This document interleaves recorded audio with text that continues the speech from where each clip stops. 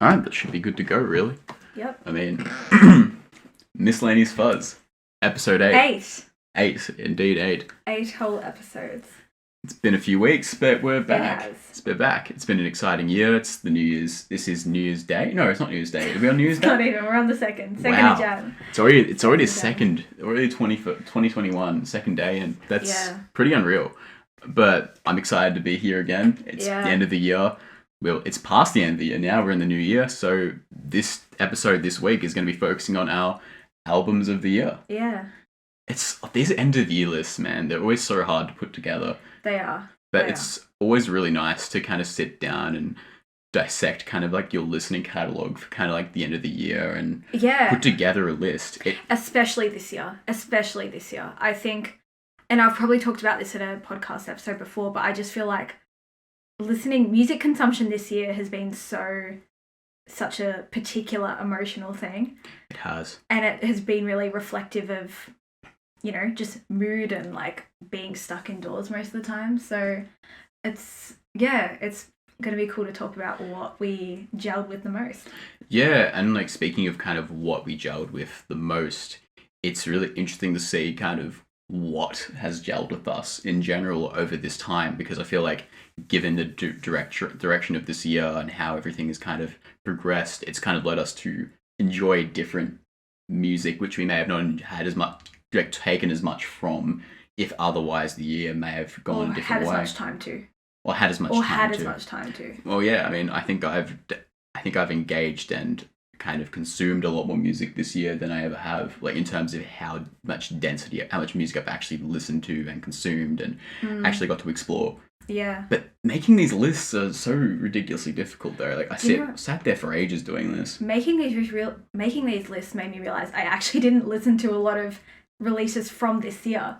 And then I was like, fuck, now I've got to because I know what I really listened to this year, but there was like a lot of it that was actually not from 2020. Yeah. So then I was like, shit, like... You did deep diving this year. Yeah, and I sort of, to be honest, like towards the end of the year, I did do a bit of rushing going, oh my God, there's like all these albums that people have talked about throughout the year and I never got time to listen to. Yeah, totally. And I was like, I feel like I need to listen to it. So I feel like I have, just an idea of what 2020 was for music.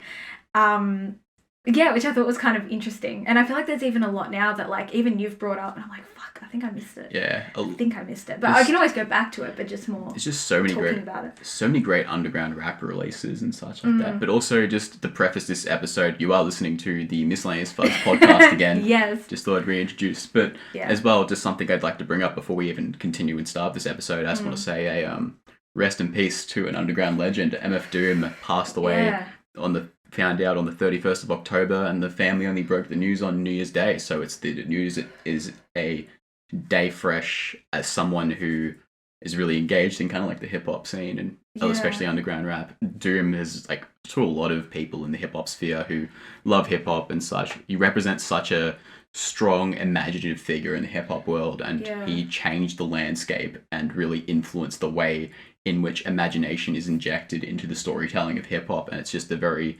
saddening loss and kind of surreal to have lived in kind of like a lifetime where like a living legend was crafting such interesting and intricate music and really kind of reinventing the wheel from this idea of like a masked persona. And it's kind of surreal, actually. It was shit to wake up on New Year's Day to that. Literally, like, Isaiah's like, I have, like, the first thing you said to me on New Year's Day was, I have some bad news. And I'm just like, okay, yeah, just lay it on me.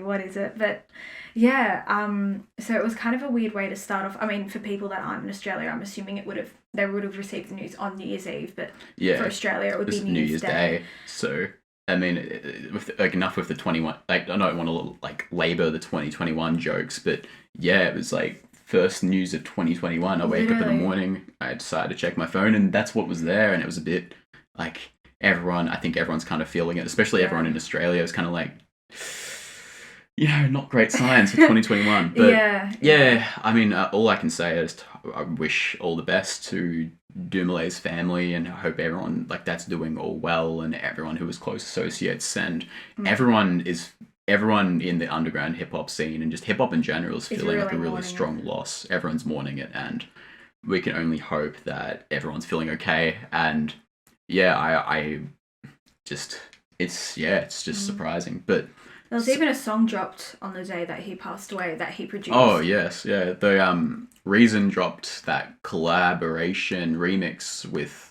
Joey Badass, Westside Boogie, Denzel Curry, and Jack Harlow, which was an MF Doom produced beat, which was really interesting. It was a nice little tribute. It had its quirks and such, but yeah, that was one thing that dropped in tribute. But I suppose, just kind of wanted to bring that on here because that's something that only really happened very much recently, and I think I only, let's say, even with the amount of music of Dooms I've consumed, I only owe it to kind of have at least a bit of a send off, and I'd love 100%. To like actually have a bit of a maybe even have like an episode where we deep dive into maybe some of the other records and some of his records and why they're so prolific and great at some point. I feel like his work makes for such a really interesting just kind of discussion, and especially I get really giddy about it because I'm quite nerdy when it comes to it, to be honest, and I think a lot of people are that really enjoy his music because he has such really interesting intricacies, and the way he kind of developed and evolved is so interesting. Yeah, I've only really gotten into rap like pretty recently, so I'm like a baby to all of this, and like, so I mean, I've spun Mad Villainy like heaps, but really beyond that I haven't had a chance to like really deep dive in his stuff. So I'd even love to do a podcast where like you just school me on all the no, seriously, like, because he has such a rich discography, and like I know bits and pieces from stuff, but I haven't really like fully gone into it, you know what I mean? So that would be great. And he has a dense amount of work because he had such an amazing run of drops in the early 2000s with from Persona to Persona to collaborations with Madlib and his other alter egos. Do you know what's also so funny is that, so we're going to have some new cover art for our podcast coming soon, and we're going to include some little like pieces of, you know, vinyl cover art on it, not to, you know, spoil it. But anyway, and this was obviously before Doom passed away. When we were planning it with the artist that's doing it for us, we decided to have the Mad Villainy cover, and it's kind of, I guess it's worked out, I guess, even better as like a really nice tribute to a bit of a send off, I suppose. It wasn't, of course, it wasn't intended. It wasn't intentional, but it's just funny. Yeah, we chose it because it's such an iconic cover, and it's a very like, you just know straight away what the album is. Oh yeah, totally. It's such an iconic cover. I remember one really interesting story about that album cover and everything. I remember being about like 14, 15 years old and listening to Mad Villainy and all that and loving it so much. And I remember finding the vinyl, which I own now, the vinyl art. I owned it in the flesh, and it was the second vinyl I ever owned. I didn't own a vinyl player or anything, and I remember buying it and being so giddy and getting excited and making sure I just procured it and got it home and looked after it for so many years, although I didn't even have a vinyl player. And now you do. And now I do. How many years later? 6, 7 years later. So I was really young, and because the album meant a lot to me, I would just kind of like hide it away as a bit of a gem. Yeah. And it just makes it was like there's something else thinking about the other morning when I'm like, how much some of the work actually means to me, and kind of the way I engage and kind of digest hip hop. And it was just funny, like this physical piece of, like, you know, physical medium meant so much to me because of how much the actual just music and what was behind it meant to me. So it was really funny thinking about that, and how kind of like how much I treated it a bit like a gem, and I'd make sure it was always in good condition and stuff like that. And it kind of just like be overly pedantic about it, but yeah, I suppose. But anyway, I suppose we will move on to just kind of talking about the albums of the year. Albums of the year. Yeah. We've just got our phones here just to quickly, we've made some notes and just kind of to put it through. So how we're going to do this is, because 10 albums is a lot per person, we also have a bit of overlap as well. A little bit of overlap. Not heaps. In our top 5, there's not too much, but pretty much what we're going to do is we're going to go through just a quick 10 to 6, and then for each of our top 5 albums, we're going to spend a bit of time on each album and just kind of talk about why they deserve a place in our top 5. And just kind of even what they mean to us, what about them makes them so prolific or great or stand out in the current landscape of this year, I suppose. Yeah.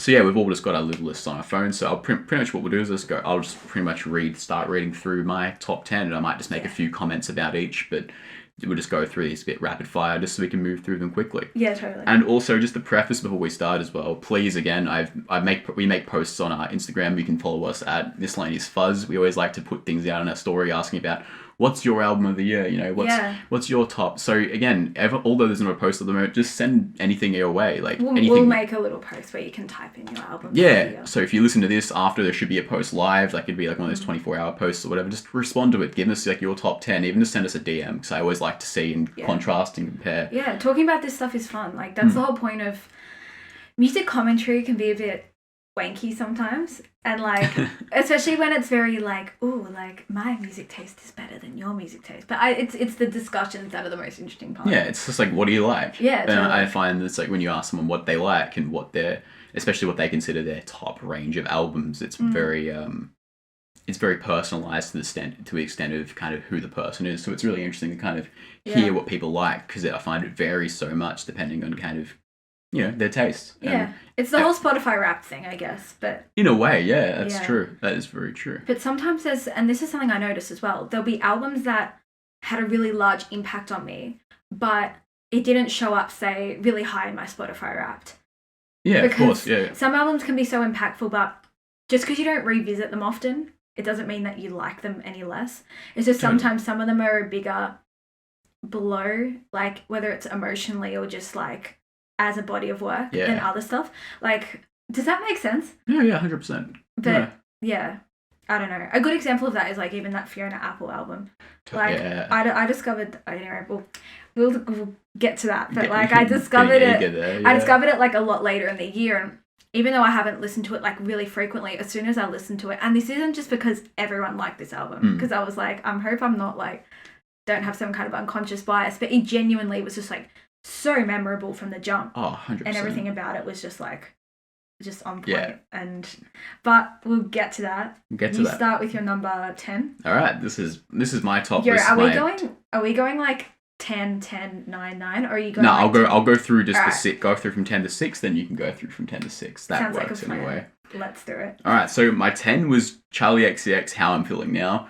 Probably one of my more debated picks by Kira. Kira has a difference or something, but to me, it's a great tight track list. Charlie XCX comes through just a tight track list. Everything I like. I don't think there's a single track I dislike on it. I also enjoyed following the story and the narrative of kind of being in social isolation, developing the album. She was very active on her social media pages, and I enjoyed following that. And I felt as though it represented something that was very this year. And I find that I had to kind of somewhat include it in my top 10. So I felt as though, although I didn't exactly connect with the music on any type of level, it was just cool to follow like the isolation creative process and how public she was with that. I get you, but I couldn't even put it in my top 10 because I just felt like, and I get, obviously the process with making this was different and it was more of an insular job and it was very like on a deadline, and I totally commend her for doing that. I think it was super ambitious and it was just great it's very of the internet age to sort of 100%. Make an album that's so, you know, she did so many IG lives and like got people involved. But I just feel like compared to, because I mean, I love Charlie XCX, like, you know, she was all I listened to growing up, especially in high school. But I just feel like the production on this album just, even though I feel like it's her most introspective lyric-wise, I feel like the production for me just feels a bit hollow compared to like some of the amazing like layered synths and I don't know, just stuff from especially Pop 2 and Charlie. So it just didn't, I felt like I just couldn't put it in my top 10. I didn't revisit it as much as I thought I would. I revisited this album a fair bit. But I'll just move through. So I got, for my number 9, I had Innocent Country 2 by Quelle Chris and Chris Keys. Of course, Quelle Chris tends to be very consistent with the output. I've got actually, I don't know if you can see from here, but behind Kira, they've got the vinyl for Everything's Fine, which is a Quelle Chris X Jean Grace. I love Quelle Chris's work. This is no exception.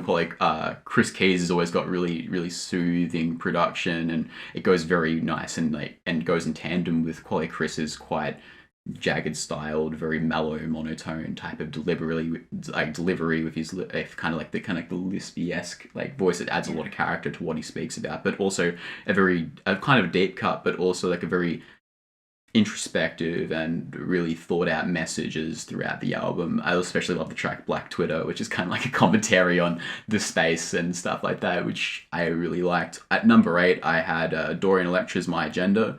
Not my favorite Dorian Electra project, but still deserved a space because I appreciated how aptly they put together such a expansive kind of concept and world, and how kind of eclectic it sounded. It's not a record I revisit all the time because it's very abrasive, and even as I spoke about it in the little review we did of it, it's still has to be commended just for how eclectic and interestingly it was put together, and even just the concept of kind of looking at incel culture, incels, and kind of the way and the humor which goes with that, I appreciate, and I think I had to kind of put it on the list. But then for number 7, I put through as Dinner Party, which is with Robert Glasper, Terrace Martin, Ninth Wonder, which is this beautiful, just eclectic mix of just soulful, jazzy, instrumental tones, and it was quite warm, it was quite inviting, but also again had a very potent message, and it really felt organic. I really felt like I was led through this kind of like world of jazz, and everyone who worked on the project was quite passionate and intensely interested in working. A lot of guest vocals from Chicago native Felix, which was really nice to hear. I love hearing Felix and a lot of No Names work, so I was very fond of this, and I thought it was just one of the nicest put together conclusive albums in terms of just hearing it and letting it play. Even in the background, this thing just kind of like blends so nicely. It's really nice to hear stuff like Freeze Tag, very soulful vocals and such. Yeah. Then at number 6, I had Arm & Hammer with Shrine. So this is, if no one's familiar with this, it's a duo. Arm & Hammer is a duo with Billy Woods and Elucid of kind of Backwoods Records fame. Of course, Billy Woods always comes together with some really interesting material, especially with Armored Hammer with Elucid on the side. Just a very, I suppose you would say, a deep cut as well, I suppose this is. And I really appreciate just kind of how kind of abrasive and kind of actually elusive, of all words, the production can be. And I appreciate all the guest spots. Got a R.A.P Ferreira appearance, got an Earl Sweatshirt appearance, pretty sure it's got a More Mother appearance, and I really appreciate again like how just different and how much these two stand out as kind of a group. And I found as if though I needed to put that out there, and as well as just the way they write is always so vivid and poetic in a sense that it's just there's no one that really compares to the way Billy Woods writes and is lyrically in tune with himself, his surroundings, and there's no one that really encapsulates the way Billy Woods writes and creates a world. It's really phenomenal, and I just can't wait to see Billy Woods do more, especially with Hiding Places last year. But yeah, that's pretty much my first half of my list. Let's quickly run through that and give some quick thoughts. Let me pull up my list. Okay. Number 10 for me, Stars by Young Lean. I was reluctant to put this on here, but then I looked at my Spotify Wrapped and I was like, shit, I actually listened to this album more than I thought I did. Look, not all the songs hit, but the majority of them are just a really nice, like, nighttime stargazing stars. The album's called Stars. Vibe. I also look. My bias here is probably because the visuals as well. The music videos for this were so imaginative. Yeah. So like for Boy Life in EU, which is such a beautiful song, just the way he sings the chorus, and then the music video is like this fever dream that's based on one of the childhood dreams he had. Just some of the hooks are just really catchy, and it just feels really like nocturnal and atmospheric, and it's probably close to, look, I prefer Stranger, which was not the album before, the one before. Stranger is like superior all the time because that was such a good album. But that was even my album of the year, and that year came out. I think it was 2017. That was my album of the year. But this is probably the closest we've gotten to it in a while. But in some ways, it feels a little bit not darker, I guess darker. But like anyway, so that's my number 10. Number 9 is, probably should have taken my password off my phone now. I have to keep typing. 1, 2, 3, 4, 5, 6. That's my password. So if you ever want to hack my phone, that's I don't know why I haven't changed it. Anyway, number 9 is not Future Nostalgia by Dua Lipa. Club Future Nostalgia. Yes, the remix album. I don't know why so many people found this album unimpressive. Isaiah knows. Yeah. When I was listening to this album, their budget must have been so hefty because the amount of like full-blown samples they use in this. So the whole concept, I feel like I've touched on this in one of the episodes, but the concept of it was that it was meant to be like a radio station that then also has these like remixes within it. But it literally will like have full songs, like songs by Nina Cherry and like Art of Noise and Jamiroquai, just like cut in there, Stevie Nicks, and then they blend into these remixes, and they're all done by the Blessed Madonna, who's such a good DJ, and she really touches on, the album has a disco vibe, but she really ties in this sort of like, you know, UK house sound. And I don't know, I just thought for a remix album, it was the most imaginative remix album I think I've like ever heard, sorry. I don't know, there's probably other albums like it and I just don't know about them, but I've never seen a remix album like it that had such a strong concept. It'd have these little interludes where it's like, this is Mark Ronson and you're listening to Club Future, like it was just such a nice novelty. But then again, like I think kind of like what I was saying with the Charlie XX album, why I appreciate with it is I think it's also kind of that particular remix album is a really good kind of symbolic representation of this year too, and kind of the intent of that album, because we spoke about it at some point. A party at home. Yeah, kind of meant to be like a party at home. It's trying to simulate that club setting kind of at home, which is kind of like a really nice type of addition and touch to kind of like the concept of a remix album, and kind of like building it around the current state of the world, which I feel like you can't help but appreciate as everyone is going through, you know, something quite similar. Totally. It also made some of the songs that didn't really hit on the actual album better.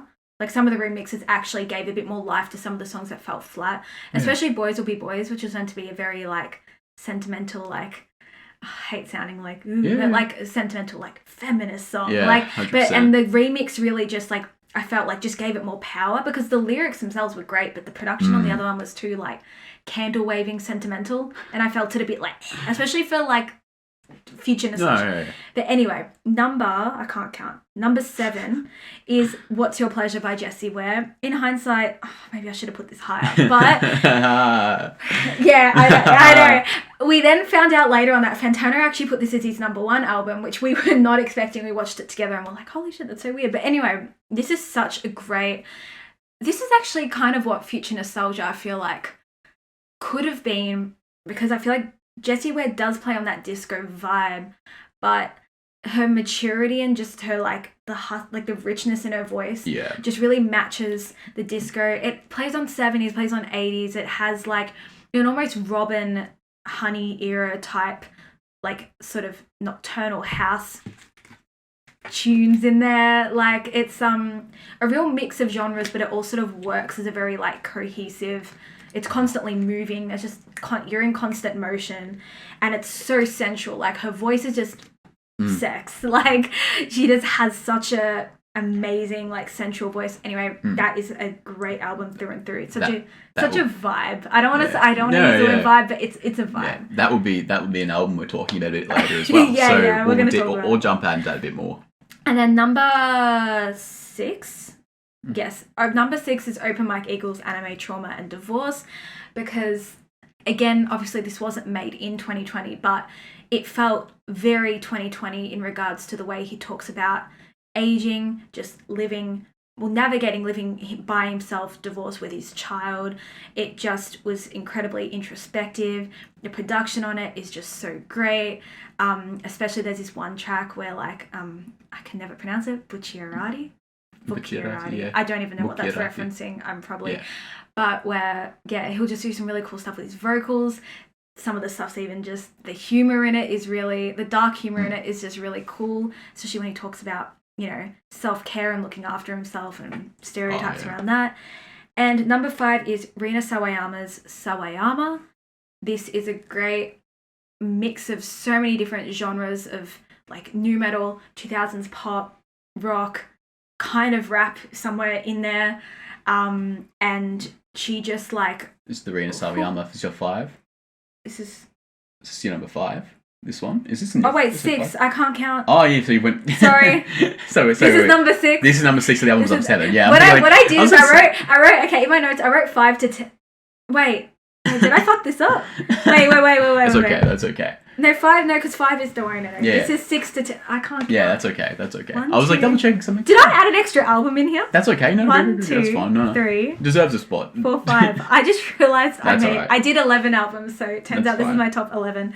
But anyway, so Stars by Young Lean doesn't count now. So anyway, but that's okay. That's what I was like. Anyway, but yeah, such a amazing mix of different genres. I think Rina Sawayama is the future, and we can only expect she's only just starting.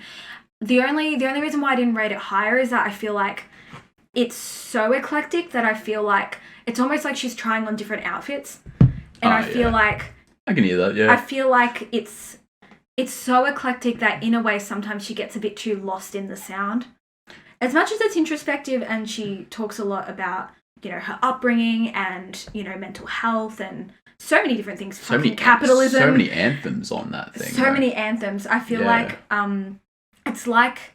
it's almost sometimes a little bit, as much as it's fun, I feel like in future if she stays a bit too eclectic, it's almost like she gets lost in the eclecticness. Okay. I don't know how to better explain it, but turns out I just talked about 6 albums, but that's okay. All right. That's okay. That happens. Now, what's your number 5, Isaiah? So this is the top 5. So from here on out, we'll go basically kind of like album for album, pretty much here. Yeah. And essentially, so my number 5 is it was Homeboy Sandman's "Don't Feed the Monster." This is from Homeboy Sandman's part of the Mellow Music Group, which is another really interesting and beautiful underground label. And "Don't Feed the Monster." The reason why this pretty much ended up on here was because it caught my eye because the single he dropped for this release is the opener to this album, and it was so intense. There's the opener to this album is a track called Trauma, and I remember playing it, and it really put me in a way. It's basically him opening up about basically as a child and really unpacking kind of the sexual abuse he faced as a child and his upbringing and kind of the why, and kind of like really kind of it's kind of like a psychiatry session with himself. So he's basically having a monologue with himself, kind of expressing everything he's thought as a way of therapy. And the way he kind of wraps it and puts it together is that it's so matter of fact. And it's just he's just telling you everything that's going on. It's like he's kind of feeding you all this information. He kind of talks about like humping his father's girlfriend's legs, and it's like kind of this whole really vivid depiction of just dread, really. And kind of like he kind of mentions like kind of saying that basically life for a shorty shouldn't be this sexual, and kind of like this like conflict of like not understanding like, you know, the idea of kind of, you know, that world of kind of like sex and stuff, like, and that age and shouldn't, and it's like, and it not feeling right, and it didn't, you know, you can't really cognitively process those types of things because you're not really mature enough at that age to understand it. So the abuse to feel like, and just kind of like the well, like kind of like the black well he finds himself in is really communicated. It's very monotone. It's very honest. And he kind of prefaces the end of the track by saying like, talking about like that his mum also had trauma, so she was only trying to do her best, and kind of like also kind of illustrating the idea like that he doesn't want to place all the blame on his mother because of circumstantial stuff, but he also needs to move beyond that, and kind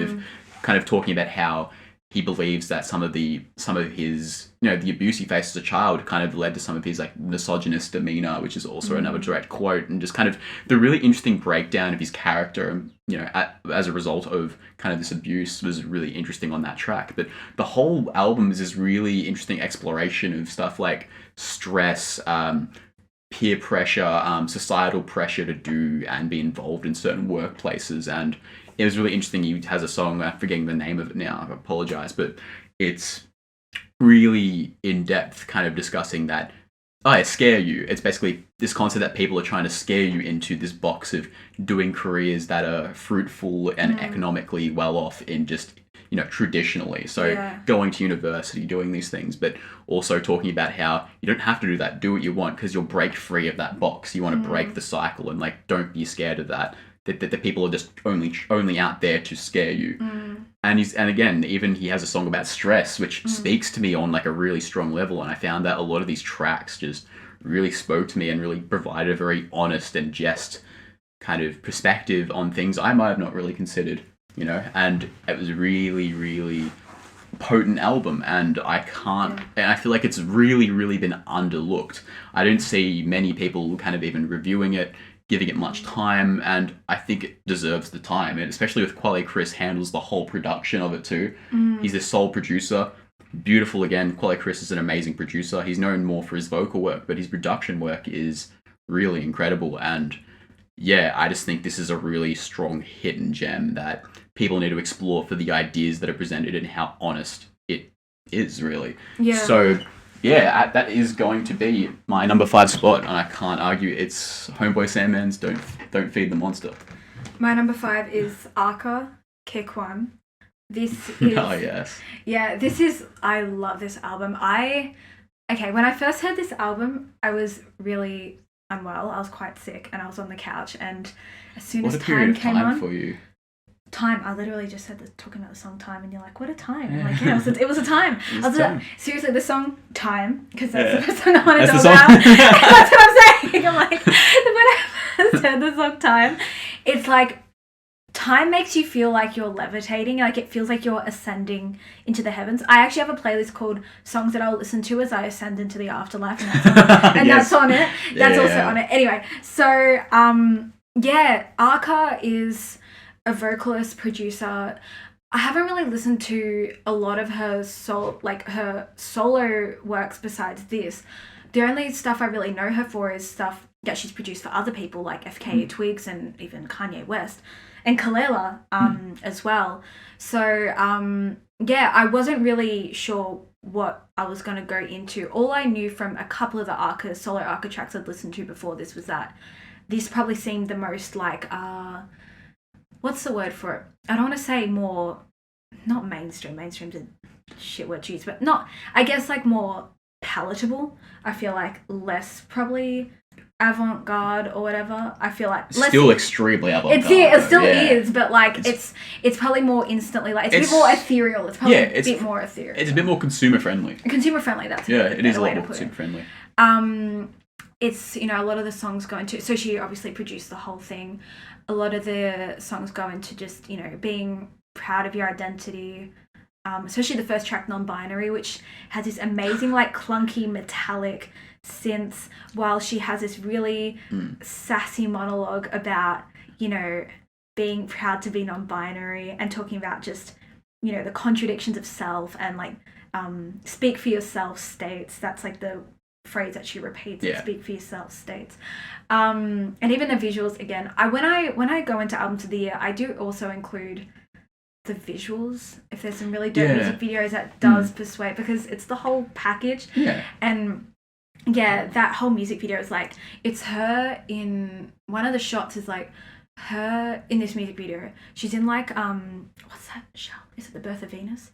What's that painting? She's in like a Birth of Venus type thing. She's just standing there, and it just like everything about it looks amazing. And so that's like a great way to start the album, because it's a really nice monologue. It's a really great send off. Like, this is me, like non-binary, like, because that's the name of the song. But, you're right though. Like, I suppose that's true, especially when it comes to the way you consume music. Probably more than me.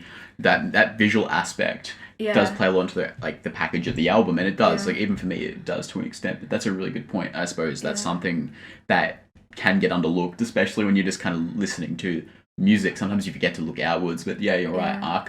Especially R.A.P.'s rollout for that album specifically too is very visual. 100%, so visual. Such a great use of features as well. Bjork, Shy Girl, Sophie. I didn't like the Sophie track.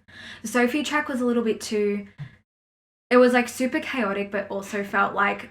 When is a Sophie track not chaotic? No, but it was like really chaotic, but also like kind of hollow. It was so weird to me. I'm like, why does this feel like there's everything and nothing going on at once? That was like the only track. And the Bjork track, actually, now that I'm thinking about it, I wasn't too keen on either, which is kind of sad because I like Bjork. But the Shy Girl track is awesome. Shy Girl is like such a great up and coming rapper that has like, she gets a lot of stuff produced by R.A.P. and Sophie. I think, no, not A.G. Cook, I'm getting confused. But like, she has this really nice like monotone, like, not monotone, I guess it is sort of monotone. It's like monotone, but then she like plays around with pitches, and it's very like futuristic. So she worked really well on this album.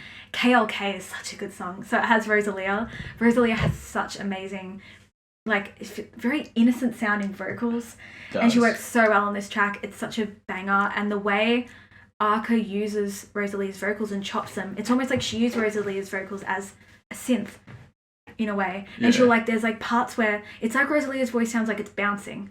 It's like it echoes and it bounces off things, and it's like 100%. Such an amazing soundscape. R.A.P's strength is like building really nice soundscapes, and that's true. Yeah, so that's why I like that album. Number 4.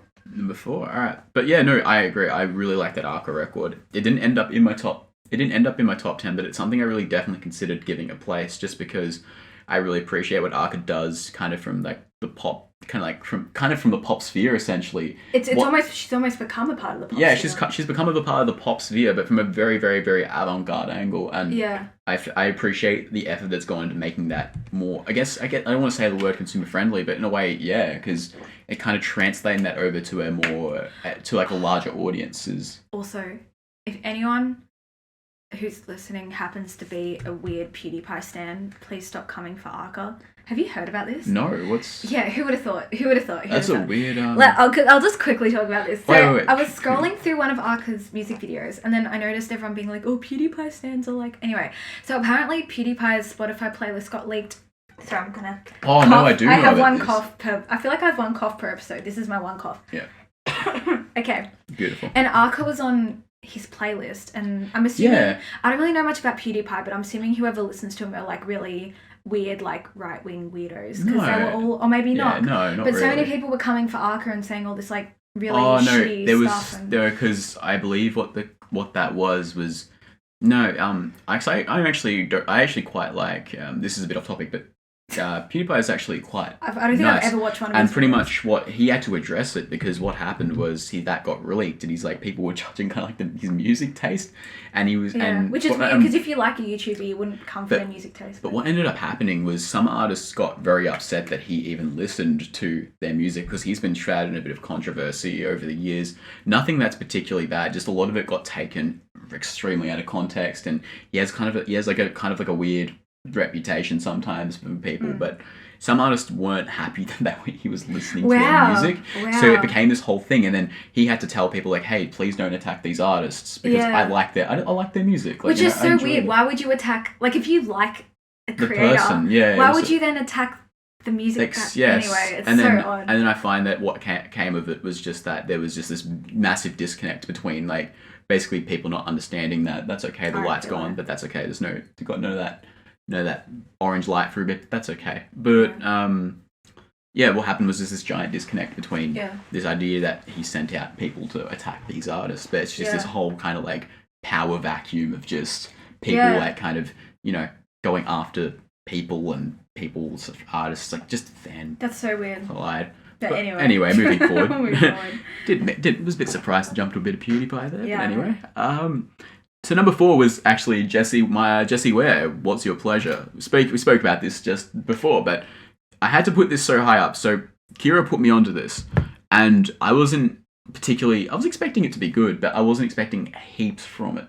I was still kind of like, could be good, could be, I mean, I didn't really know what to expect, but then Kira prefaced it as being kind of what Dua Lipa's Club Nostalgia, Future Nostalgia could have been, and I gave it a listen, and it's just such a well put together album. I think it's unquestionably just super catchy. It's got so many pop synth anthems, and it just kind of grooves and moves the whole thing. Groovy. And time passes so quickly when listening to it, because it's just everything is good. You're gonna convince me I should have put this higher.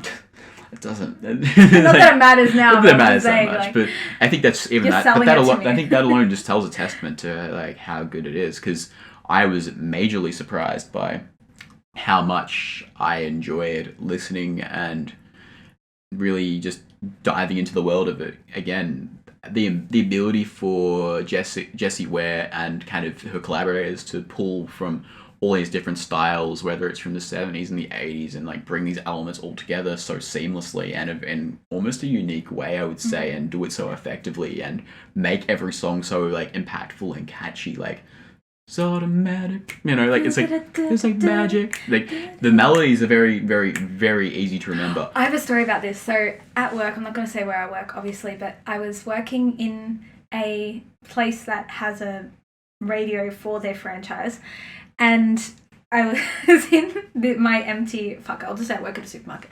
I work at a supermarket, and they have their special radio, and it was empty. The store was empty, and I was at the back where everything was nice and reverby. And then Soul Control by Jessie Ware came on, and I was like, yes, this is my time. And was I dancing around with a trolley? Yes, I was. Are they going to now fire me because I saw it on CCTV? Probably. Maybe. But yes, like... It was a great feeling. It's a great feeling. No, because, okay, Soul Control... Is Soul Control your favourite song off the album? I'd have to say it probably is. I think it's mine too. It's a very, very strong song. It just... That little synth bit at the start that also sounds like that Don't You Want Me Baby song. I don't know who it's by. Don't you want me baby? That like... Yeah. I kind of reminiscent of that melody. But yeah, no, I just have to put it on here. Like, I don't know, I don't really have too much else to say about that you already mentioned, but it's just a really good album, and I feel like I feel like out of every pop record that I've listened to this year, this probably stood out the most as the most well put together record for a pop record that I actively sought out and enjoyed, even over how quickly I found this record. Yeah. And yeah, this is my only other pop record on my list, and it takes a lot for me to put a pop record up this high, because typically I'm known for being such a underground hip hop head, and a lot of the stuff I listen to, I love my pop, but typically I find myself gravitating towards more of the underground releases from hip hop as being like my more favorite albums, because that's what I resonate with the most. And for me to put something of this nature so high is honestly should speak. From my perspective, speaks very highly about how good it is. So if you're someone that likes, pop, soul, wants a bit of a groove, check it out. It's really good. I don't really have much else to say about it, to be honest. It's just a very good album. Yeah, no, it's great. Genuinely is. Number 4 for me is Fiona Apple's Fetch the Bolt Cutters. Fetch the Bolt Cutters. Again, I know when people say, oh, this is such a 2020 record, it's like, yeah, but the artist probably didn't make it in 2020, but very unlikely she made it this year. I know, it is such a 2020. It is. I think that's why I think that did contribute to such a critical consensus on this album, because something about the production, something about how like improvised it all feels, literally feels like she did some kind of like self-therapy session. She just banged on a bunch of instruments and just started doing all these random ad-libs and all these random, just went for it and just recorded an album. Even though this has been a work in the making for years, like a lot of these tracks she's played at live shows, I think back from like, 2017 further. Probably. So yeah, but the production just feels so, there's all these very like metally sounding. Sorry, keep going. Continue. Sorry, I'm just standing up, everyone. So keep going. What are you doing? No, I'm coming back. Are you switching on the light? Yeah, that's all. Just fixing up something. So keep going. Okay, I can keep going. Keep going now. Even just like the percussion on this album, it's such a percussive album, but the drums just feel so. It's like she literally got those like tin garbage cans, and she was just like banging them on shit. Even though there's literally a separate person that did the percussion. I think Amy something Wood, because I did a bit of research on this, and she's a part of another band. I actually don't know anything about it, but a lot of it was improvised, I think, with a small... I've got a quote. You know what? I'm going to pull it up. I've got a quote on this, because... Let me see. It was about the production, and it was basically that... I've got it here. Who wrote it?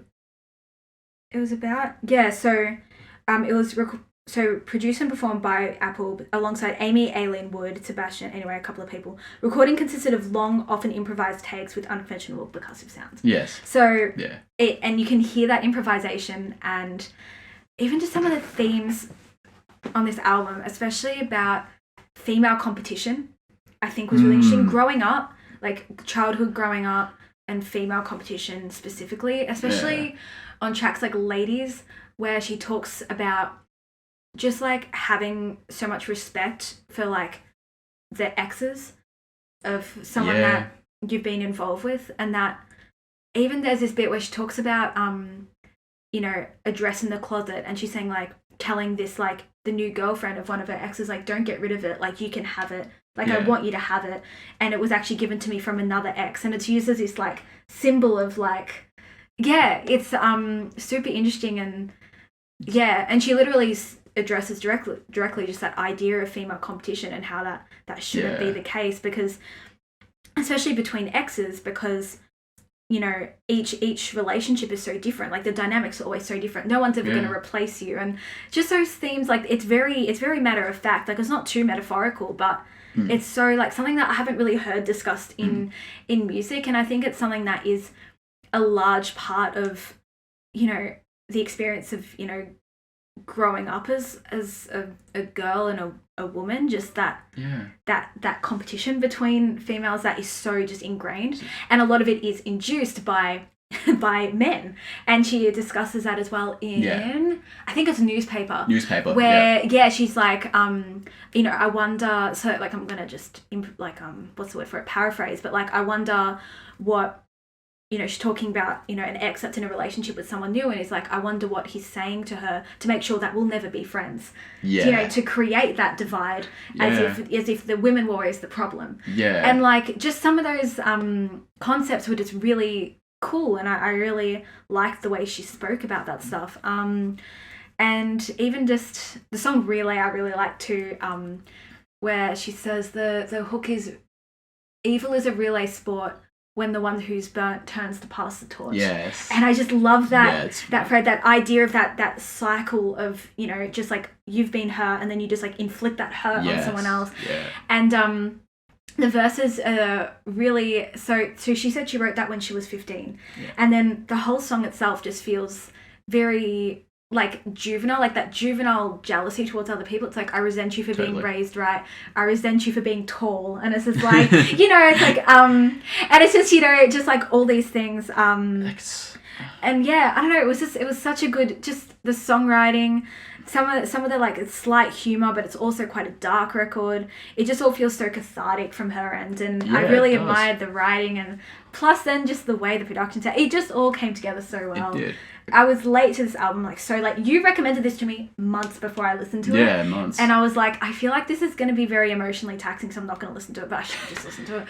It was like, I should have just listened to it, but yeah. But still, yeah, like, I mean, even I love this album too. I didn't put it on my top 10 just because it was very close again. It was like the Arca and that was very close, but I didn't place it. But in saying that, I love, one thing I just want to say I love about that album is I love the intro track to that album too, especially towards the end sequence of it where it goes into that maniacal fit of laughter. Kind of, I love that. People, it's a bit like, what is going on? Yeah. But it is a very cool tone setter for the whole album, and kind of like what it discusses, and it's quite bittersweet, and I really, idea of really craving someone's love, like, and her voice just really carries it. Love me. But yeah, lovely album. I really do like it too. Something I want to go and back and revisit in a few months' time even. Like, it's a really nice album. I would only agree. Yeah. So, okay, getting into like the really deep stuff now. We're going number 3. The deep cuts. And this one is probably the deepest cut I have on my whole list. And it's Ajay by Serengeti and Kenny Siegel on production. This was a very last minute change to my list that this ended up so high. This was an album that dropped back in, I think it was either January or March. And it was very, very, very hard to actually get into at first because I wasn't too familiar with much of Serengeti's work before actually listening to this album. But I remember listening it back into earlier this year, back when lockdown first happened, and I had to go to, I work as a bartender pretty much outside of this podcast, and pretty much I remember going back to work to start doing cleaning because of COVID, because, you know, there was nothing else to do. We were on JobKeeper payments, so that's what we had to do. We came into work for 10 hours a week and we did some cleaning of the venue. That's what we did. And what we were allowed to do is we had to bring in kind of like a speaker with us and listen to music just as we're doing our things. There's only 2 of us in this giant venue at a time, so it was very eerie and funny. But I spent a lot of my time listening to music during that period. And this is one album I did listen to and I actually didn't like at all. I didn't get it. I really didn't understand or enjoy kind of what I was hearing, and I don't think I got it. And I turned it off. And it wasn't until later this year I put it back on. And I am just beyond impressed and amazed about how dense of a character builder and how quickly this man can build characters in this album. His ability to just write stories and narratives about these abstract characters he makes that are also quite realistic and real baffles me. So the album Jai follows the story. The first half of this album follows the story of a character named Jai, who is this kind of essentially this hypebeast sneakerhead, likes his fashion and kind of his journey with his wife and kind of things like that. And pretty much kind of how, like, essentially kind of like how materialism kind of destroys his relationship with his wife and things like that. And it's very I don't know if you mentioned it, but it's a rap album. It's a hip-hop album. Yeah, it's a hip-hop album. This is a deep hip-hop album. And essentially, it's just such a interesting release because what the most interesting thing about it is it's broken up into two segments. So half the album is about this character named Jai, and then the other latter half is about another character he's made on previous albums named, I think, Kenny Davis. And it's really incredible how he is able to, it's such a testament, this album, to how well he can develop a character within such a short amount of time, and kind of discussing kind of how this character who likes, you know, basically attire and materialistic things basically he starts to deteriorate his relationship with his wife. Like, there's a song called essentially Company Softball where he goes to a company softball game with his wife and pretty much doesn't really know how to play the softball, doesn't really want to be there, and the wife kind of shrugs off his pretty much non-interest and kind of inability to play the game is kind of like, oh, he's a comedian, you know, kind of like laughing it off. But pretty much, anyway, what ends up happening, she gets embarrassed at the game because he doesn't really do anything, you know, and goes home in this like kind of like silent car ride, and it's just him still just like rambling on about all these different essentially like designer brands and such like that, and it's this weird kind of collide and kind of stitched into this really monotone and quite ambiguous, not ambiguous, I suppose more kind of like rustic delivery almost, with this really particular kind of accent to it, is really just, it's hard. It can be jarring to listen to, and that's why I didn't pick up on it at first. But when you really hear how well he develops kind of this character, this like interesting character, and how quickly it wraps up, you're like, wow, like you understand the longevity of a character is quite interesting. And there's another really interesting point in the story where basically they go to a holiday in Paris, and basically what happens is they're eating at this place, and he excuses himself to go to the restroom, but what he's actually doing is he's pursuing this looker-on kind of stranger that's walked by, and he approaches him with cold hard euros to essentially buy these, I think it's like Balenciaga shoes that this older gentleman's wearing, and he returns to like kind of like the restaurant in the middle of it, and basically just comes back to dessert with these essentially just shoes. And it kind of speaks about like this idea of kind of like hype-based culture and people wanting to buy these, like the extent to which people will go to buy like these material objects. It's like he loses his essence of self in like materialism. Yeah, essentially, and it kind of like, and relationships, like it impacts relationships. So it's kind of like a dramatized view of it, but in a sense, like kind of the extent to which. That makes sense. You played me a couple of songs of this album, like literally yesterday, and one song that really stood out to me was also was it called Don't Wear That Suit, Ajay? Yeah, Don't Wear That Suit, Ajay, yeah. And the hook is literally from the perspective of his wife, just being like, just pleading him not to just wear this really flashy suit to something. I can't remember exactly what the occasion. Like, you look fine. Like you look fine as you are. Like don't wear the suit and like try to front as someone you're not. And she's like, even in the tone of his voice, it sounds like she's pleading like, don't wear that suit, Ajay, please don't wear that suit, Ajay. And he just like, it just repeats, and it resolves in him actually wearing the shirt, like wearing the suit, wearing the suit, and his wife's just like so defeated because she just can't get through to him. And it's amazing that even through his type of tone of voice, like this kind of monotone, very like kind of rustic sound, that you can still kind of hear that. Yes, when you focus in on it enough, you can kind of hear and see that type of vision. Depending on how you visualize it, you can still really see it. And I found it just be such a interesting album, and I just appreciate I really appreciate this as just kind of a deep cut. And again, it's one of those albums where I want to place this high and really kind of heavily recommend it, because it's something which I feel like doesn't get enough love as is. It's just something that's kind of hidden beneath all the other tracks and music in the world and everything of critical acclaim. It just doesn't, and it's well respected, and you know the underground community likes it for what it is. But I feel like it's a piece of work which if more people could actually hear and listen to it, they would take something away from it, and just kind of the way in which he builds characters, and even it's kind of like a testament to the way in which something like other people utilize like kind of alter egos. This is him using alter egos within albums, so it's kind of the idea of not just having like a whole nother artist name and stuff like that. It's all just being same artist name, but just developing characters within your albums. I feel like it's even beyond an alter ego. It almost, because he plays from multiple even though it's about a Jai, he does also go like tell the story from the perspective of like say the wife and stuff like that. So it almost feels more like he's just telling a story. It feels like more the narrator rather than in the character. I don't know. I could be wrong. I haven't listened to the album as much as you. It's just very, and you get the sense that kind of his outlook on things is quite pessimistic and kind of like this depressing well, and I guess it is to an extent, but I just think it's a really phenomenal album, and I think I can't say much more unless you really go and listen to the album yourself. So I recommend, if you have some time and you'd like to listen to a deep hip hop cut that might take a bit more of an ear to really get an appreciation from, listen to this album. Really good. Yeah. It was I want to go and listen to it. It was it's one of those albums from the couple of songs you've shown me. You have to pull up Genius for this shit. Like, when you hear it, and you even said, like, when you heard it off the bat first, you're like, whoa, like, okay, what is this? Yeah, you need context. Sit with it, pull up Genius. Yeah. It's like an audiobook.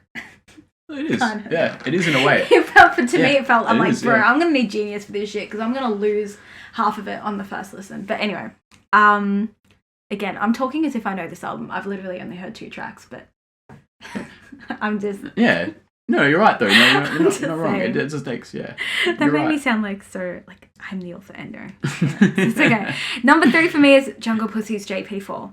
JP4. I really like this album. It actually shares a lot of producers as my number 1 album, but I'll get to that. So she's a rapper. She's from New York. I was really mad to hear someone on, there's this podcast called Popcasters by the New York Times, and they were talking about their favorite releases of the year, and someone said, I like JP4, but she's not a good rapper. And I'm like, how can you like it and think she's not? Anyway, that's besides the point. And I will fight him on that, because one thing I like about Jungle Pussy the most is that, she doesn't have the most like elaborate bars in the history of rap, but she has this charisma. She has this really like monotone delivery that just sounds like she's talking in this really like bitchy tone, and it sounds so sarcastic and so funny, and that's where it lies in the humor, especially in previous releases. She can be so funny. Trader Joe, such a funny song. I can run off I can just say that, like, I could 100%. Run off the whole song now, but but in this album, what is different is that most of the time she's like her crutch has sort of been that humor, I guess, to a degree. And I think she definitely keeps that like that charisma on this album, but she goes a lot darker. And even one of the lines on even one of the songs is like, I may be funny, I may be sexy, but I'm not a joke. And it's the whole album's about like wanting to be taken seriously, finding self-worth after being broken up with, feeling like you have to keep being like the perfect woman. There's this one song, which one is it? Morning Rock, where she's like, one of the lines she repeats is like, I have to keep selling a fantasy. What a waste of, doing my hair for 6 hours. What a waste of brushing my teeth for you, doing all this, because, you're not going to appreciate it anyway. Like, why do I have to keep this up for someone that doesn't even give a shit? Kind of challenging the ideals of like the perfect girl in a way. And kind of like the it's very much expectations, especially the way she speaks on, especially her as a person, just kind of like observing her. Like even social media presence, it's really interesting looking at how it reflects in her music, and she's really transparent and really is herself and really presents these views really head on in a lot of her work. And this is only another example of that I find that really emulates her as a person in her work, and is actually quite potent and really, in a way, like as humorous as it is and it takes to its humor, it actually is quite beautiful. I like it a lot. It has a really like essential charm to it. It does, and it's cool seeing it's in the album. It almost like it's like her confidence comes and goes in waves. It like there'll be points where she's really introspective about the idea of like, fuck, like I'm putting in all this work and like no one's appreciating it. And then she'll have these really fun songs as well that like say Stamina with Gangsta Boo, where she just has these really fun. It that probably feels. Sorry. Some of the like some of the lines on Stamina with Gangsta Boo are just like very much like her previous release, especially JP3, where she has such like funny lines. It's very like she definitely plays off, you know, I guess Gangsta Boo as a feature, like as someone who's like super sexual and just like has all these really like, you know, highly NSFW lines, but they just hit really well. The production on it is awesome, especially like a lot of them are a bit darker and grittier. They're almost more alternative in some ways. Yeah, they are. They're not as like typical, I guess, like rap beats. Some of it is almost slightly jazzy. It is, no, points. You're right. One of my favorite tracks on this album in regards to production is Telepathy. It has this very like MIA type beat. Really cool like sample that's just repeated. And yeah, I'm just trying to think what else I have to say about this album. Even just the use of her vocals, she does a lot of like pitching down and pitching up at points and like tempo slowing down. Especially on Out My Window, where she just like, it's like the album. I just found it really cool the way they did this sort of like, the tempo would slow down and her vocals would like get pitched down, and it just felt like it was coming going in waves. It was very cool. And yeah, I don't know. I just also like the themes on this album a lot, and I just really bonded with that. It felt some of it felt kind of punk in a way. Yeah, I think her image is punk. But I feel like she leaned into it the most on this album, and I would love to see more of that. Yeah, I would agree. Yeah. I mean, like, look, again, it's just an album which I really want to spend more time with, because I feel as if I didn't kind of digest it in the way I would typically digest an album, and it's something I really need to return to. But just given the way it's been spoken upon, and even the way you talk about it, it's something I can even imagine I'd really like. But just thematic wise, just in itself is kind of enough to give the hard recommend, because I find that the way Jungle Pussy kind of utilizes the themes that she works within are always quite compelling. Yeah. At least for most listeners who like to hear something a bit different out of what they get out of like typically their hip hop music. Yeah. Especially from a female MC, to be honest. Like, I feel like she really stands out as a female MC. Yeah. Just in terms of the way she talks about things. Yeah, I guess so. I'm just trying to think. Not really. You know what? Actually, maybe. I would argue so. I think it's something about the way she addresses. Look, of course, like it's not like she's the golden child, and some people haven't spoken about this before. But kind of what I mean is that I think in the essence and the way she delivers it, and talking about and how sincere it is as well. I find, and how true to the self it is, and kind of it's not just kind of like an understanding of this. It's like something she lives and breathes as well. Yeah. Just that's what I mean. She really lives and breathes the way she writes, really, if you think about it. I don't know. A lot of it, actually, some of the lines in this album remind me a lot of this Grace Jones album. I can't remember the name of the Grace Jones album. But Grace Jones has this song where she basically talks about, like, being someone that, like, people are so attracted to because she's so outgoing and so, like, you know, she is so, actually, like, I know the one you talk. You know, she dresses really cool and she just looks like a super cool person, and she's like one of those people that are always, you know, at clubs and stuff like that. But really, like, they're attracted to the image that she has, but they don't want to then get to know her beyond that. And it's sort of very like, I wish I knew. I've totally forgotten like the main premise of the song, but it kind of reminds me of that in some ways. But if I find the name of the song, I'll chuck it in the video. Yeah, we'll throw it in. Yeah, it kind of reminds me of that. But yeah, what was your number 2?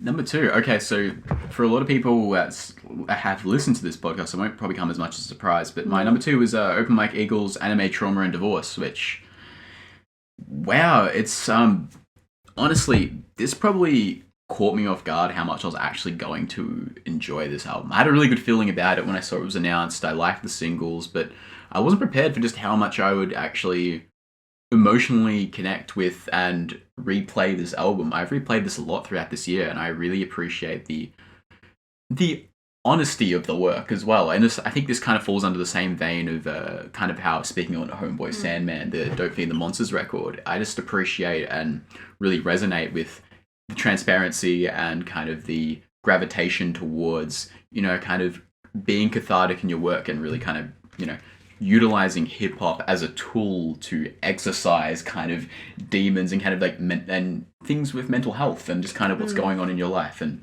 I think in the same way you journal and the same way you use these activities to, you know, relieve your stress, your Yeah. you know, anxieties you have. I find in a way the vocalization of those beyond the point of just writing them down really comes into effect on this album, and really exploring Open Mike Eagle from such an open and honest standpoint was just made for a very, if I suppose I would say, just like a really a ride of just consistent fireworks, ups and downs, and just it was just honest and warm. And warm actually is probably what encapsulates. Yeah. I had a very warm feeling, especially with appearances from his young. I think his son's 11 years old, 11, Yeah. 9, on right. on two of these tracks, and just hearing kind of the son involved in the record really as well, like kind of lassoed it in, really brought home kind of how sincere and that shit gets me emotional. Yeah, it's really, I feel like he really brings himself forward in honest jest, and really makes a really good, as well makes a great commentary on like on trauma, as he says, and kind of like the opening track is called Death Parade, and we talked about this in the album review, so I'm not going to go into it like excessively, but the Go opening watch that. Go watch that for run our views up. But yeah, no, this specific opening track is called Death Parade, and it's basically the song. It talks about the song is basically like a cycle, talking about how trauma goes in cycles. The music video captures that too. Yeah, because it's sort of just this loop of like different people. Aren't they like punching each other out? Yeah, it's this like anime-inspired music video where people are basically punching each other out and getting into altercations, and basically it just repeats. And sending him through like a line. He takes a bad fall, look, and he kind of like, and it's like about the idea of how trauma just kind of keeps going in cycles from generation to generation, and how it's passed on. And we got to see him perform this live during lockdown over kind of computer screens, and the way he utilized it in a live set was really interesting. So he opened up the set with the track, and then he peppered it into the middle. And he peppered it into the center of it. Then he ended it with that. And to kind of really push this idea that it's this cycle of trauma, and like these things are continuous unless you find a way to break the cycle and really work through what's causing the despair or the trauma in your life. And I really also appreciate kind of like the nods to certain anime. I'm not the most versed in anime. I have consumed my anime throughout my life, but I think I've learnt more about anime listening to this than ever. Yeah. But yeah, like, and actually really I like the allusions to anime and kind of how he utilizes anime as a way to empower himself. Because if we're talking about this from more of a broad context, I'm a Joestar, is a great example of it, but talking about it from a broader context, he utilizes anime as kind of his form of empowerment and crutch, because it's something he finds escapism in.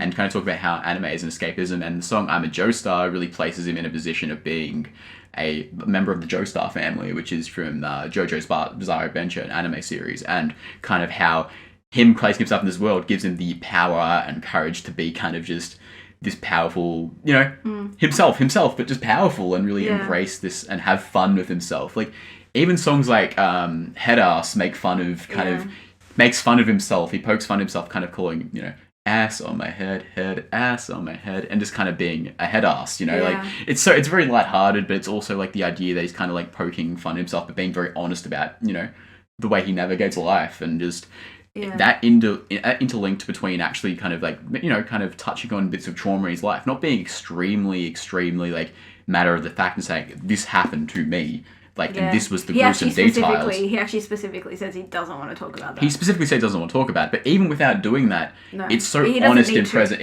He doesn't need to, because it's so honest in presentation. Yeah. You get kind of, what's going on in his life just through being honest, and just even just saying like, yes, this happened. You don't need the gruesome details, but this is kind of like the music and the way the melodies work kind of emulate kind of the essence of feeling and kind of the emotional turmoil which has occurred throughout the trauma he may have faced. And I find that the album actually ends up feeling quite triumphant in the day as a result of his son, and kind of it talks about parenthood and kind of how that's kind of promoted his will to move forward and look to brighter horizons and, beyond, divorce, and use like basically literally just mechanisms of the album title, anime, trauma, divorce, and kind of like how all those three concepts kind of interplay in his life, and even just kind of anything related to divorce, obviously his son, and it's just a really... And just aging in general. I love the way he talks about aging. Yeah. Specifically. And just very small... Sweatpants Spider-Man, especially. Just very small aspects of aging. And then contrasting that with his love for anime and using anime as an escape, even though he's way too old to be using anime as an escape. Not that it's a bad thing, but it's just that contrast of he's just been divorced, he's a father of a child, but then he's also still using anime as this escapism where he's I'm the hero in this anime. It's just a really cool, especially as a man, it's just really interesting to just it's almost a form of it's almost his use of anime is almost a form of portraiture. It kind of it kind of paints this portrait of kind of the individual, his strive, basically strives to be and wants to be on basically a daily basis, and having the ability, in a way it gets what it translates to. But I won't dabble on this too much longer. It's anime, trauma, and divorce. That's my top two, really. That's what was my number 2? Dorian Electra's My Agenda. Oh, Dorian was your number 2. That's my number 2. Okay, yeah. Wait. Yeah, no, that is my number 2. That is my number 2. I put it so high because I really like the way they break down internet culture. And again, the visuals all lend itself to why I like it as a number 2. This album talks about, being queer, especially on the internet and in today's society, incels, just so many facets of the internet, particularly right-wing people and the right-wing extremists, the way they poke fun at right-wing extremists without being too... There's almost somewhere in there, there's also empathy, whilst being satire, whilst being funny. Dorian's strength, and I talk about this probably every time I mention Dorian, is the way they can have a very short song, a very short pop song that is so centered around one very particular concept, and they can just make it so compelling without making it sound too this is a parody song or this is a comedy song. It's so funny and witty and within such a short space of time. Say My Agenda, the title track, talks about the way people fear the gay agenda and uses almost sort of flips the script and makes the gay agenda, how do I explain it? Oh, it kind of turns it into this, tries to turn it into this belging monster in a way. It's making it seem like it's a cult to kind of be this is what the rights think. This is what right-wing people think the gay agenda is. They think it's a cult where they give out pamphlets and they turn the frogs homosexual, which is a play on an Alan Jones quote. Again, we've spoken about this in our review, which again, watch. It's this protruding sandstorm. That's what I kind of think of that. It's almost this looming dark fog that's kind of coming along. Yeah. It's this really bigger than life, quite ominous, Yeah. It's really funny how it's in the production sounds so doomy. It's oh my God. And then the village people come in and they're and then they start singing off key and just make it sound like My Agenda. And it's that track is so amazing, and the features are so it's the most postmodernist bullshit in a good way. Because the guests, there's the village people, they take a guest spot, and Rebecca Black on Edgelord, and literally the whole song is about being an edgelord, don't push me to the edge. And they use the most insully quotes. They play on the Joker aesthetic. One of the quotes is literally, "We live in a society that tells me, something." Yeah. They just very specific internet humor.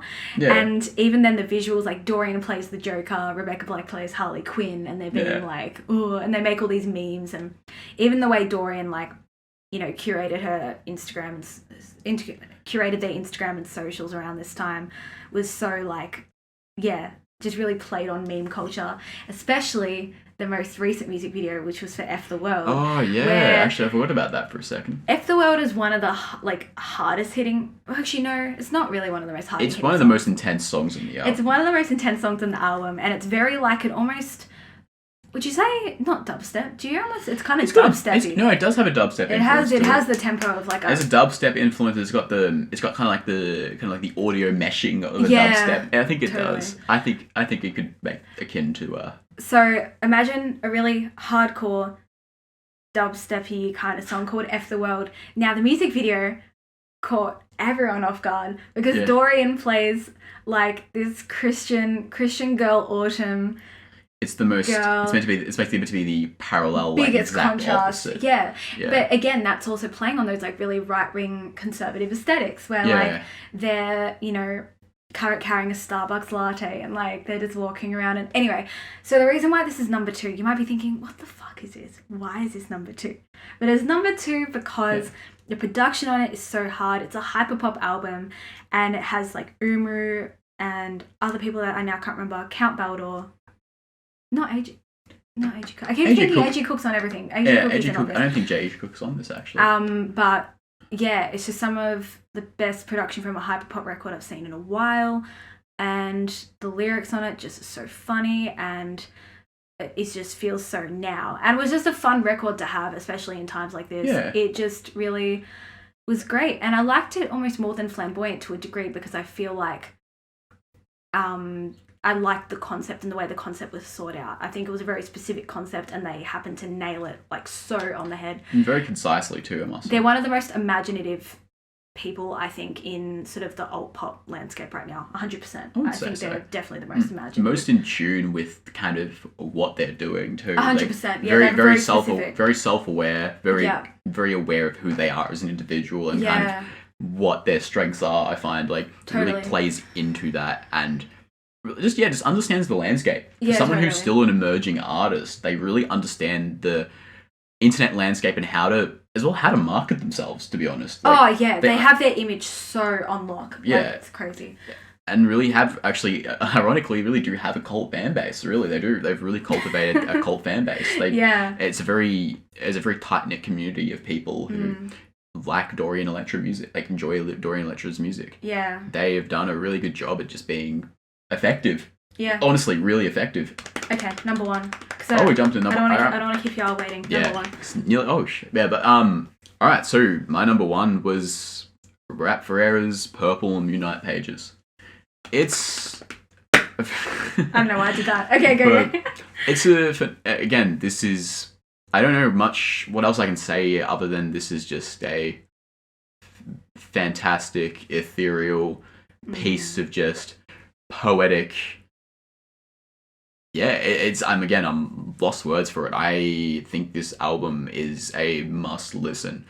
It is possibly the most poetic and jazz-inspired piece of just incredible, underrated hip-hop I've heard in years. I think this, again, although this has received some really positive critical acclaim, I still don't think this album has reached enough ears. What R.A.P. Ferreira and Milo is doing as an MC alongside this album with the Jefferson Park Boys, which is a producing collective comprising of Kenny Siegel and a few others, is just unmatched by much of what is going on in hip-hop now. And I speak for...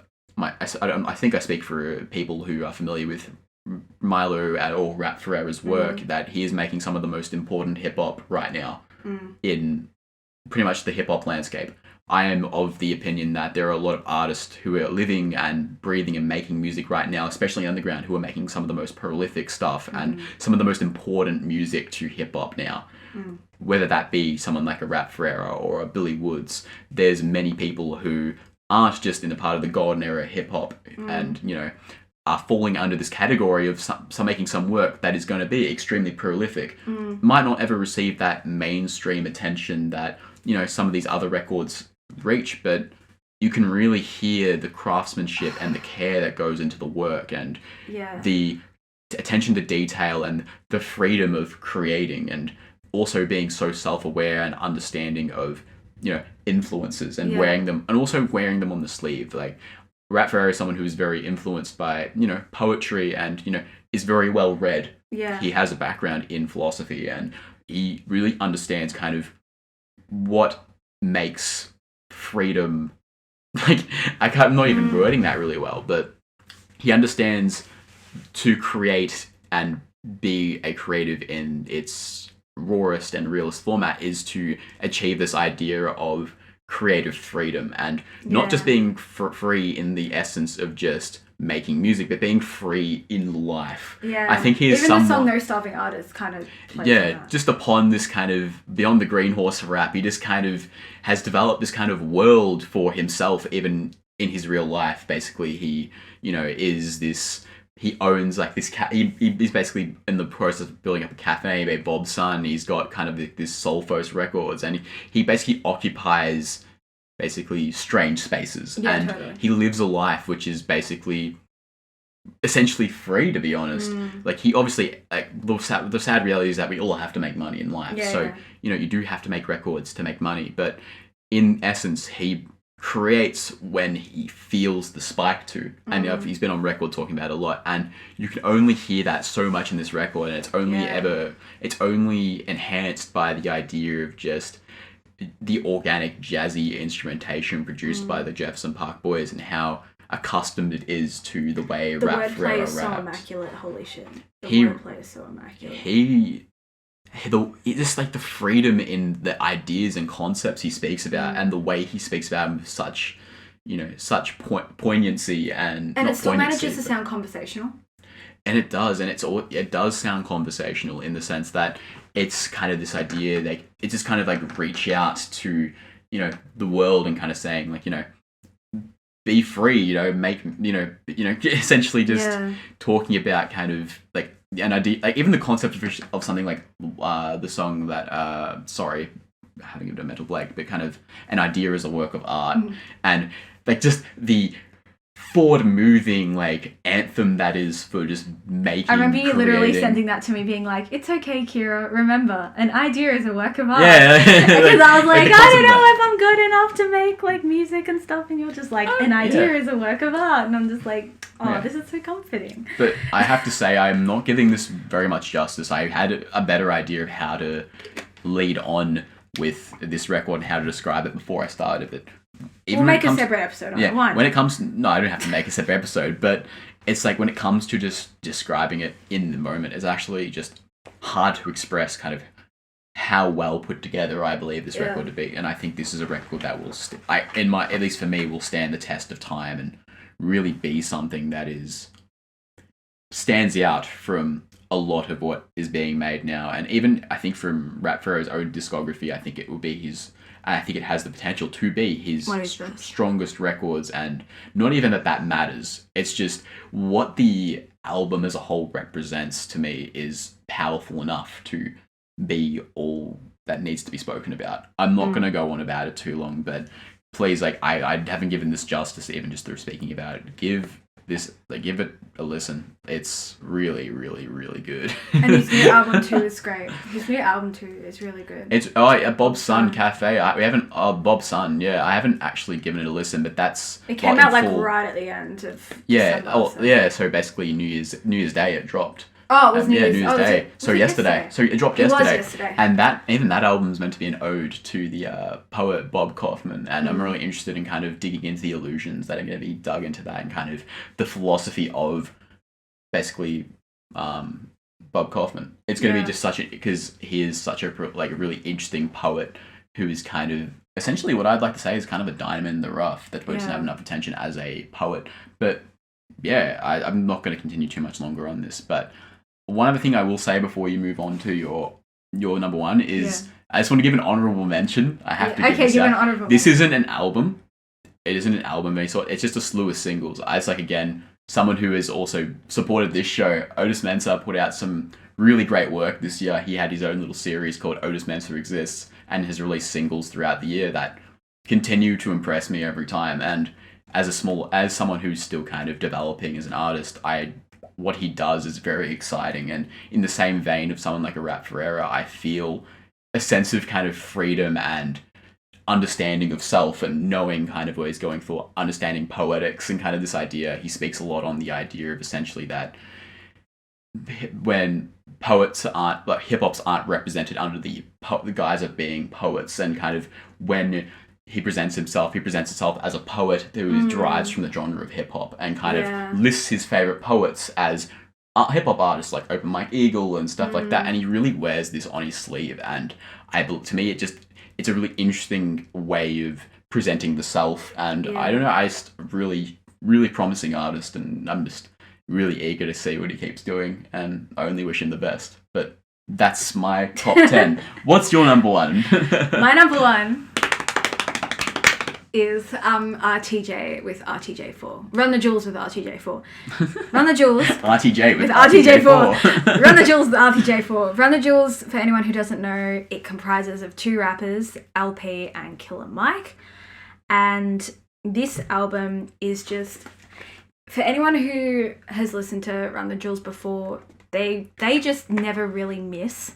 They never really miss. I've never really listened to an album of theirs and gone, you know, they're all like so, actually maybe, but anyway, in general, but like everything about their production is so high energy, the way their chemistry as a duo, as a rap duo, and I mean, R.A.P does some of the production as well, it's just so on, like they can just play off each other so well, they're so charismatic, but also they can be funny, they can be introspective.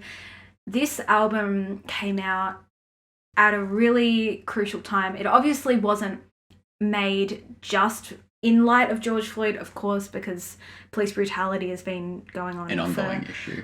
It's an ongoing issue. Like, it's not, you know, I like when some people were talking about it, they're like, oh yeah, like just in time for the Black Lives Matter protest. Like, this has been going on it's not, as much as to a degree it was timely, especially, there was certain lyrics that sort of almost felt as like though the album was written on the week. Yeah, because it came out, I think, just after George Floyd's death, and hearing there was a particular line, and we might even be able to cut that particular line or verse in here, because I don't really feel like it doesn't even do it justice to read it out. But yeah, it's in Walking in the Snow, which is such an amazing song. That was probably my favorite song off the album, where they sort of talk about, you know, where Killer Mike talks about, you know, growing up, you know, in America, and how as you grow older you just sort of are inevitably just sort of swept up in the system, and also just the production on that is insane, just like this great bounce. It somehow keeps the energy whilst talking about like incredibly heavy shit. It's quite the topical album. It is, and it just felt like it was perfect. It was a perfect soundtrack for the moment, but obviously this shit's been going on for ages, so I don't even know if it feels right saying that. But yeah, in general, like the chemistry they have is crazy. The production is so on, it's so high energy, and yeah, I was just so floored by it. It just like no songs missed.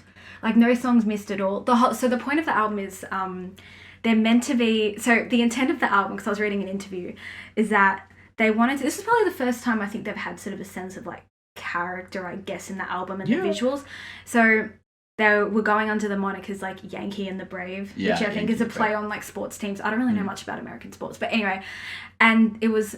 They said that they kind of wanted this album to have, like, a like stoner comedy kind of vibe in regards to the way they played off each other as characters, especially in the opening track, which is called Yankee and the Brave, where it's sort of like Killer Mike gets caught in this situation where like this, actually the first track is really interesting for this reason. It's like Killer Mike's verses where he talks especially about police brutality and just racism in America can be so gut-wrenching, but then they can also spin it and sort of have this dark comedy that almost breaks it and makes it feel, I don't know, it's really cool. Like, say, I'll give you an example where in Yankee and the Brave, like, Killer Mike gets caught in this sort of, like, situation where he's about to get shot by cops, and he's like, whether I kill myself or they kill me, either way, it's not, you know, it's not suicide, it's still being inflicted by you know, just the, like, white supremacist system. Anyway, and then R.A.P, like, comes to rescue him, and it's like, he makes this joke and he's like, you know, run like you're running for food,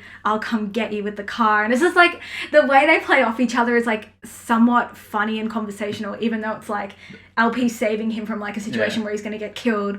And like it's just a really interesting... It's a really strong testament to their relationship as collaborators as well. I find their relationship as collaborators and long-time collaborators. The way they play off each other. That so impressive, and I think this album only continues to illustrate that. Again, although it's not in my top 10, I can only appreciate so much with every record and every release. It's really awesome to see these two continually work on the RTJ moniker as a primary source of artistic freedom, because they haven't released solo material since forming RTJ. No, they are very, very tight knit, and as each project gets on and on, it only tends to get stronger and stronger. Their chemistry only gets stronger. I want to, for some reason I've gone mildly blank. I don't know if it's because I'm getting tired, but I'm going to read through some of my notes on this. But I want to talk about Walking in the Snow again, which does have the lines that everyone thought was like creepily timely in regards to George Floyd. But the whole song itself breaks down like sort of blind allegiance and nationalism, and especially just like people that are like pseudo-religious, and the contradictions of being a Christian yet still thinking it's okay for kids to be in prison or for like shit to happen towards like especially minority groups, and this idea that if you don't support people that are being targeted by the system, they're just going to come for you too. Just because now you're not being affected, who's to say you're not going to be affected in the future? I'm gonna read. So it's like R.A.P has his verse, and it's like, funny fact about a cage, they're never built for just one group. So when that cage is done with them and you're still poor, it'll come for you. The newest, lowest on the totem, you've been used to help fuel the death machine that down the line will kill you too. And yeah, it's just some crazy, crazy bars. And that actually samples, did you know, that song samples, because it has this really gritty guitar riff at the start that just feels so epic, and in a way like action movie-y, which also plays on their, I guess, like intention for it to have this like stoner comedy vibe. But it has this gritty guitar riff from Horror. It's a sample from Horror. You know the punk rap group Horror? Yeah, sample. I don't know. I wasn't sure if you knew that. No, that was interesting. It's a really interesting point. I didn't know. I wasn't aware that was. Yeah, it was a sample from them. It was from a song from like 2019. I just thought that was interesting. That's a really like kind of. That's an interesting. That's a really kind of like interesting thing to sample. But yeah, I didn't thought about that. And Just is a good song too. Okay, I totally forgot about this. So Pharrell Williams has a verse on this, or he does the hook on this track, and he also produced it. And it's kind of different for RTJ to be on a track that's produced by Pharrell. I don't think they've done anything with Pharrell before. And the bounce on this track is not very typically RTJ-y. But the hook on it, and just like, look at all these slave masters posing on your dollar. That idea that, you're stuck in this capitalist system, and in the end, like, the people that are actually printed on the dollar bill are literally people that are being slave masters, and that metaphor is just so potent. You're collecting them too.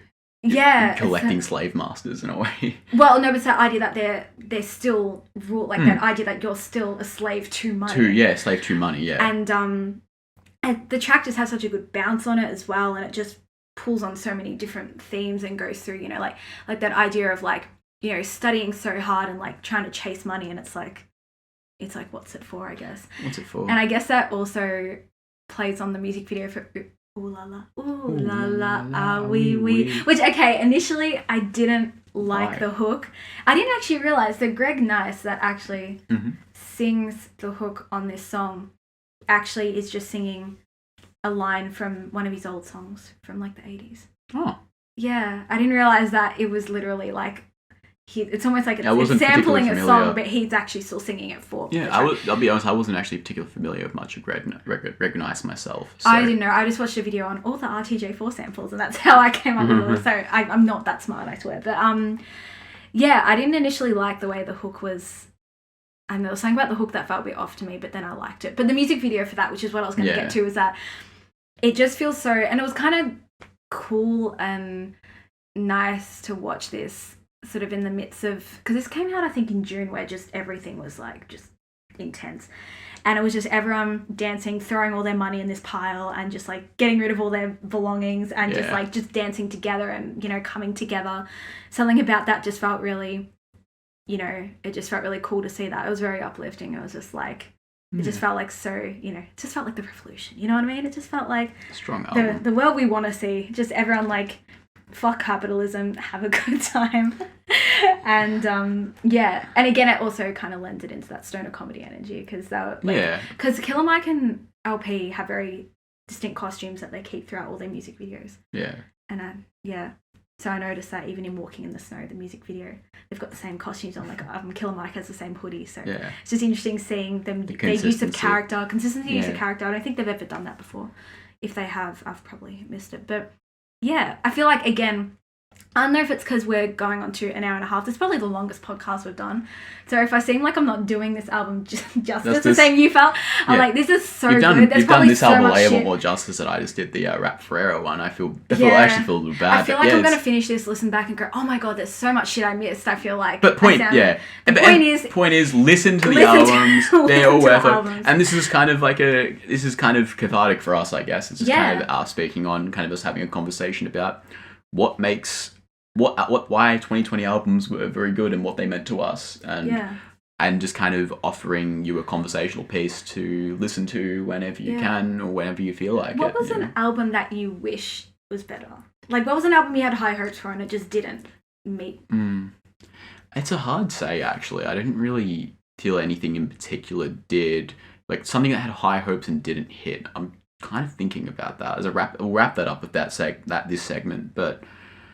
I don't really have anything. I know you're probably thinking maybe even like the Aesop Rock, but I actually still quite like that. And it's something I'm still digesting, so I don't know if I have quite the authority to speak on that. Aesop Rock's a rapper, by the way.